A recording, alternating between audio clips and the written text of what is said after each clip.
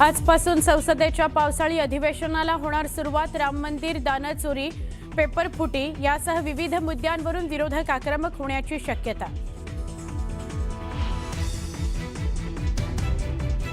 सोनम वांगचुक आंदोलनावर ठाम, पत्नी गीतांजली करणार मोर्चाचं नेतृत्व। मात्र पोलिसांनी परवानगी नाकारली आहे। दिल्लीत पोलिसांचा मोठा बंदोबस्त।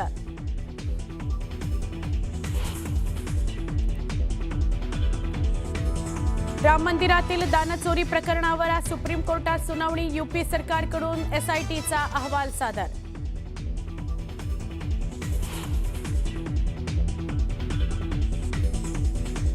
बीडमध्ये कोणतीही घटना घडली की माझं नाव घेतलं जातं तर जाणीवपूर्वक बदनाम करण्याचा प्रयत्न होत असल्याचं धनंजय मुंडेंची खंत।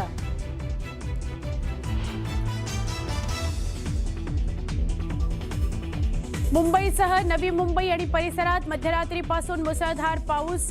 अनेक दिवसाच्या विश्रांतीनंतर आलेल्या पावसामुळे काहीसा दिलासा।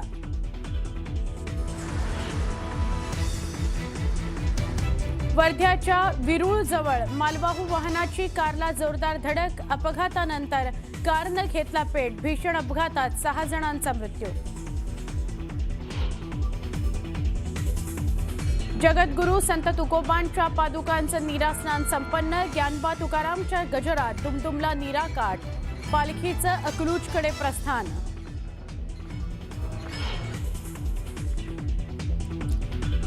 लॉर्ड्सवर झालेल्या अटीतटीच्या सामन्यात इंग्लंडकडून टीम इंडियाचा पराभव। भारताचा पराभव करत इंग्लंडनं एकदिवसीय मालिका जिंकली।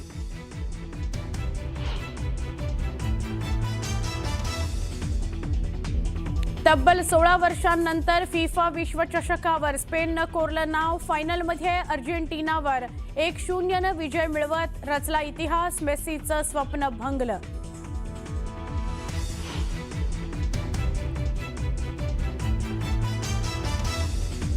जॉर्डनच्या बेस कॅम्पवरील इराणच्या हल्ल्याला अमेरिकेचं जोरदार प्रत्युत्तर। एर्बिलच्या इराणी आर्मी बेसवर अमेरिकेकडून जोरदार हल्ले।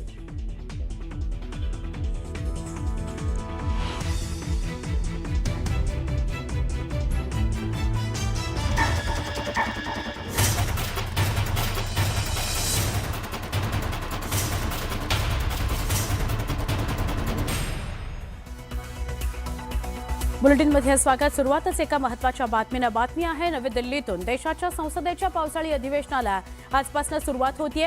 हे अधिवेशन 13 ऑगस्टपर्यंत चालणार आहे। या अधिवेशनामध्ये केंद्र सरकार, आयकर सुधारणा, सर्वोच्च न्यायालयातील न्यायाधीशांची संख्या वाढवणं, सूक्ष्म, लघु आणि मध्यम उद्योगांशी संबंधित 5 महत्त्वाची विधेयकं मांडण्याची तयारी केली जाणार आहे। या अधिवेशनामध्ये सरकार आणि विरोधकांमध्ये विविध राष्ट्रीय मुद्द्यांवर जोरदार चर्चा झाली आणि राजकीय संघर्ष पाहायला मिळणार आहे।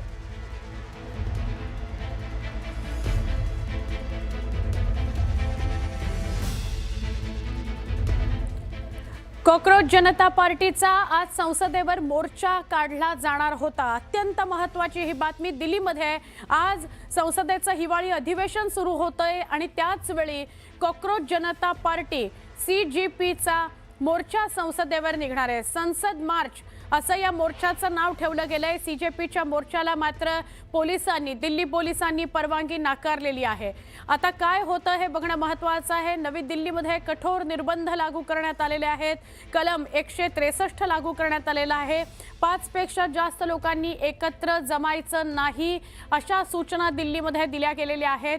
असं कलम लावलं गेलेलं आहे आणि असं असताना CJP आता काय निर्णय घेतं हे बघणं महत्त्वाचं आहे। आता जसजसा अधिवेशनाच्या वेळेला वेळ जवळ येईल, म्हणजे अधिवेशनाला सुरुवात होण्याला जेव्हा ती वेळ जवळ येईल 10 आणि 11ची वेळ, त्या दरम्यान अधिकाधिक गर्दी दिल्लीमध्ये जंतर मंतरच्या परिसरामध्ये वाढेल अशी शक्यता आहे। काल रात्रीपासूनच आणि दिवसभर रविवारी आपल्याला प्रचंड गर्दी दिल्लीवर बघायला मिळाली होती आणि आता कॉकरोच जनता पार्टीच्या या आंदोलनाकडे सगळ्यांचं लक्ष असणार आहे। परवानगी नाकारलेली आहे। अधिकृत परवानगी दिली गेलेली नाही आणि त्यांना तशा सूचना सुद्धा दिल्या गेलेल्या आहेत की गर्दी करू नका, आंदोलनाला परवानगी मिळालेली नाही। तरी सुद्धा आता काय घडतं हे बघायचं। जंतर मंतरवर प्रचंड गर्दी आणि अक्षरशः जंतर मंतरच्या परिसराला छावणीचं रूप आलंय असं म्हटलं तर अतिशयोक्ती ठरणार नाही, कारण प्रचंड दिल्ली पोलिसांचा बंदोबस्त आहे. दंगल नियंत्रण पथक सुद्धा मोठ्या प्रमाणावर दिल्लीच्या जंतर मंतर परिसरामध्ये ठेवलं गेलेलं आहे.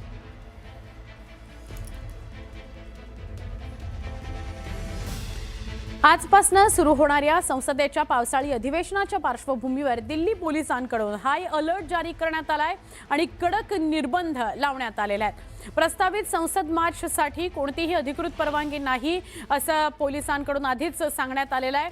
दिल्लीमध्ये कलम 163 लागू करण्यात आलाय. यामुळे रॅली, निदर्शनं किंवा विना परवानगी एकत्र येण्यावर पूर्णपणे बंदी घालण्यात आलेली आहे. संसदेचं अधिवेशन अतिविशिष्ट व्यक्तींची सुरक्षा आणि महत्त्वाच्या सरकारी संस्थांच्या सुरक्षेकरता दिल्लीत तगडा बंदोबस्त आहे.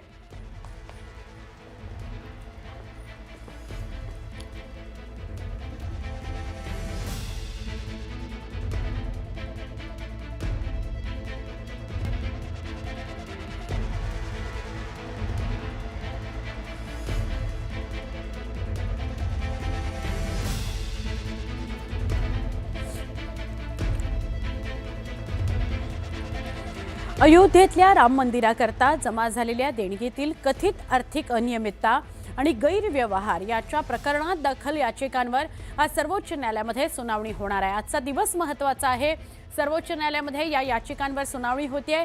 या प्रकरणाच्या तपासाकरता उत्तर प्रदेश सरकारनं स्थापन केलेल्या विशेष तपास पथकाकडून म्हणजेच SIT कडून अंतरिम स्थिती अहवाल सादर केला जाण्याची शक्यता आहे. या सुनावणीकडे देशभराचं लक्ष लागलंय. न्यायालयाच्या भूमिकेकडेही सगळ्यांचं लक्ष आहे.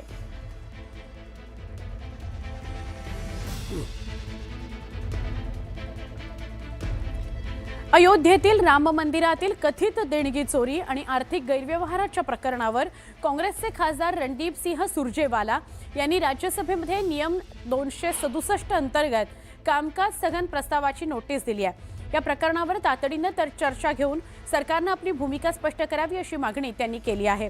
त्यामुळे संसदेच्या पावसाळी अधिवेशनाच्या पहिल्याच दिवशी हा मुद्दा गाजण्याची चिन्ह आहे.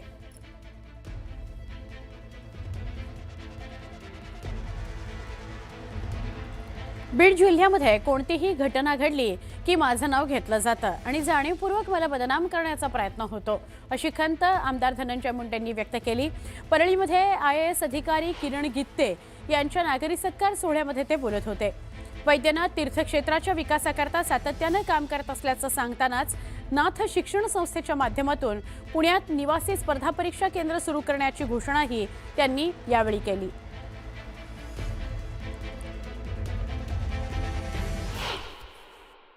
माझ्या जीवनात एवढा कधीच अस्वस्थ झाला नव्हतो, तेवढा अस्वस्थ कधीच. या बीड जिल्ह्यामध्ये कुठलीही घटना घडली, कुठलाही खडा पडला, माझं पावती माझ्या नावावर आहेच, माझ्या विरोधात भाषण आहेच. मी म्हणलं गेलंय तरी झालंय कुठं, कुणाचं झालंय, तो कोणत्या जातीचा, तो कोणत्या जातीचा, घेणं नाही देणं नाही, वाजवा झाला. रत्नागिरी जिल्हा मध्यवर्ती सहकारी बँकेतल्या कथित भ्रष्टाचाराच्या आरोपांमुळे सहकार क्षेत्रात खळबळ उडाली. शिवसेनेचे नेते रामदास कदम यांनी मुख्यमंत्री, दोन्ही उपमुख्यमंत्री आणि सहकार आयुक्तांकडे या संदर्भातली तक्रार लेखी दाखल केलेली आहे आणि चौकशी करा अशी मागणीही केलेली आहे. कर्मचारी भरती, बोगस सोने तारण कर्ज व्यवहार यासह 11 गंभीर मुद्द्यांवर त्यांनी आरोप केल्याचा दावा आहे. तसंच जिल्हा परिषदेचं बँक खातं राष्ट्रीयकृत बँकेत वर्ग करण्याचीही मागणी करण्यात आली आहे.